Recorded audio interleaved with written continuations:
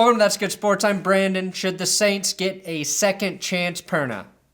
Did I get a second chance with Stacey Upton after accidentally farting in front of her in English class and then having to leave English class because a little more than a fart came out? No, I did not. And she went on to become a millionaire. But a Saints redo is a real topic of conversation in the sportsverse today. The now infamous no call from the Rams' Roby-Coleman with 1 minute and 45 seconds left in the NFC Championship game has prompted attorney Frank D'Amico, whoever the hell that is, to file a civil lawsuit in New Orleans on behalf of Saints season ticket holders to try and force the NFL to replay the end of the game, which for the first time would make the NFL less realistic than the Madden video games. This idea, as much as I agree that the Saints got fucked 60 ways from Sunday, as they say in church, is preposterous. However, I wanted to explore logistically how this could play out and what it would mean for the NFL and, more importantly, all of humanity. That's good sports.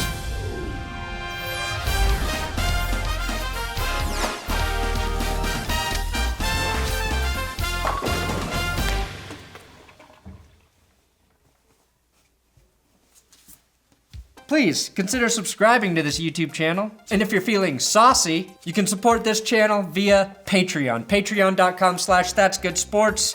That's how this thing stays alive all year round, so now you know. Now, the first thing I want to address is how ridiculous the lawsuit is.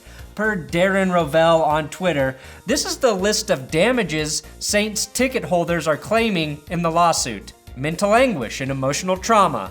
Somebody had to take over for Browns fans now that they are somewhat good. Loss of faith in the NFL. Please, we all lost faith when they re-upped Roger Goodell's contract. Loss of enjoyment of life.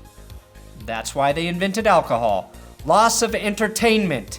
If that's a thing, I should sue Daniel Day-Lewis and Paul Thomas Anderson for tricking me into watching the Phantom Thread. Distrust of the game. The Patriots are going to their 9th Super Bowl since 2000. Do any of us trust the game? Now, the reason this legal action is being pursued, besides this attorney trying to win favor from every single person who will ever need a lawyer in New Orleans and use this lawsuit as free promotion, is because of this rule listed in the NFL rulebook.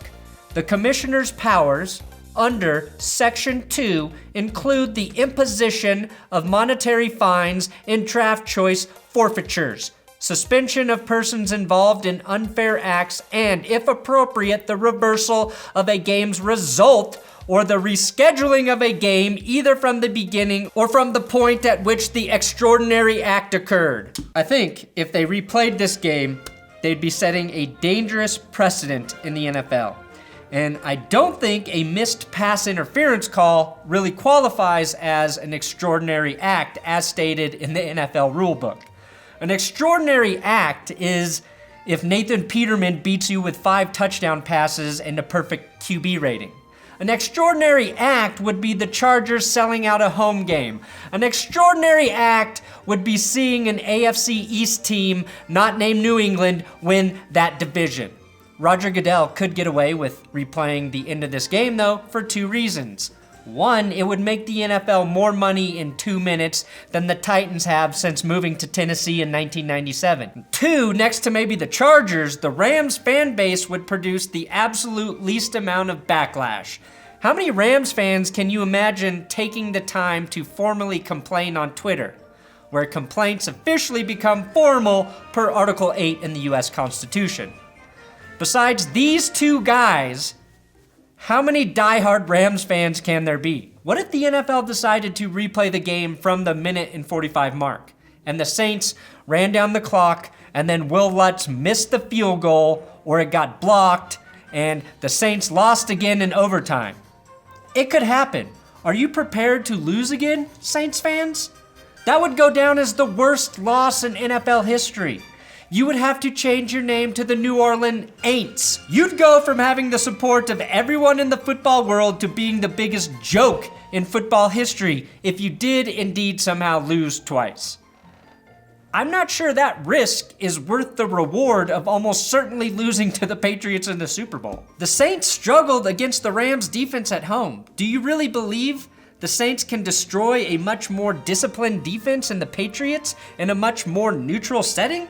Another issue for the Saints is in order to replay this game, they have to force Marcus Peters to regurgitate all of that hostile gumbo he consumed after the Rams' victory. And that's no easy task because Marcus Peters does not have a gag reflex. If you want to know how I know that, you have to support my Patreon. Even then, I might not tell you. What is the earliest time they could replay this game? Thursday? Even if the Saints win, they are already at a huge disadvantage to the Patriots in terms of having 4 or 5 fewer days to game plan. You think you're gonna throw Bill Belichick off his game by switching his Super Bowl opponent last minute? No. He has a Super Bowl game plan for 28 NFL teams. Yes, he Super Bowl game plans for all AFC teams except for the Dolphins, Jets, and Bills, because he knows they are absolutely no threat to him. I would pay to see the New Orleans Saints replay the final 1 minute and 45 seconds of this game against every playoff team from this season. I would rather watch those scenarios play out, say against the Eagles, Chiefs, Chargers, etc., than the Pro Bowl. Hell, I'd rather watch the Arizona Cardinals play a full game against any of the Alliance of American Football teams than the Pro Bowl. The interesting thing, though, when something like this happens, when it is as clear as day that this should have been a penalty, you will have somebody you respect disagree. And I'm referring to one of my favorite former Denver Broncos and national weed advocates, Nate Jackson, who on Twitter said, "In my mind, the ball was uncatchable. The DB arrived simultaneously, and the angle of the throw is what caused them to collide. Refs got it right." And that, kids, is a great example of what can happen when you do smoke too much weed. It will literally change your perception of reality. Wait, what? Okay. Oh, okay, breaking news. It looks like Nate Jackson has just been hired as an assistant wide receivers coach for the Rams, so that makes sense. The only thing that would surprise me more than the NFL admitting that they made a mistake so big that they replay a game is Ben Shapiro admitting that he really would kill baby Hitler if he met the qualifications to be a babysitter in the late 1800s. Which, of course, then the only qualifications were to keep half of the babies from dying. And that's something I trust Ben Shapiro to do. Again, a blown pass interference call basically happens in every single NFL game. That's why this isn't extraordinary. Extraordinary. Do you say it extraordinary or extraordinary? That's something the NFL should clarify. Now, Drew Brees throwing an interception in overtime, that's extraordinary. And Saints fans could argue that instead.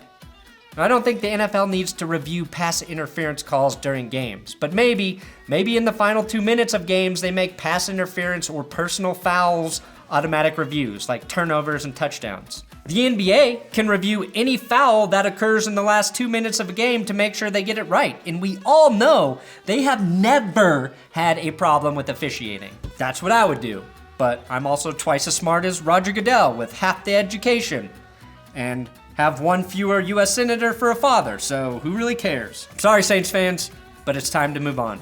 Thanks for watching another episode of That's Good Sports. Please, again, subscribe here on YouTube. I'm on Twitter, Instagram, at Brandon Perna for more football bullshit. Give my friend at WillKey6 a follow on Twitter. He helps me write episodes of football things here on That's Good Sports. And there will be plenty of Super Bowl videos coming up later this week and next week.